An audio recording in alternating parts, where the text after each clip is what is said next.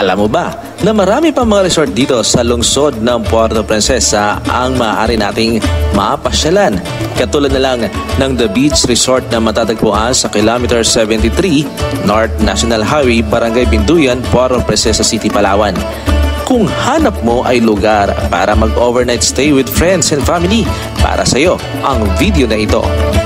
Pwede niyong rintahan ang buong resort sa halagang 14,999 for 10 packs at 1,000 pesos ang idadagdag na bayad kung magdadagdag ng kasama. Kung limitado ang budget, pwede naman dito sa kanilang The Family Suite, 1,995, good for 5 packs, at ang kanilang The Barkada Room, 6,995, good for 5 packs.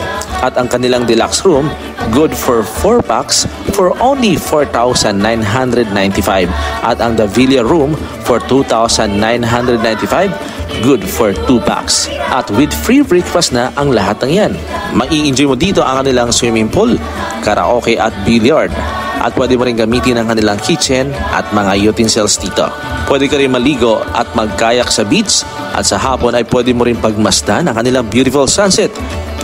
There's more, dahil sa gabi ay meron din silang bonfire na pwede nyong ma-witness habang nagkukwentuhan kayo ng iyong pamilya or barkada. Or kung mag-isa ka lang, mai-enjoy mo pa rin ito, lalo na ang iyong me or alone time. Perfect para mag-reflect.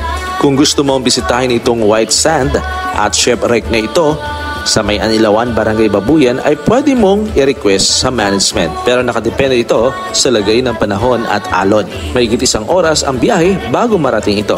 Masaya ang experience namin dito sa The Beach Resort with other Palawan content creators.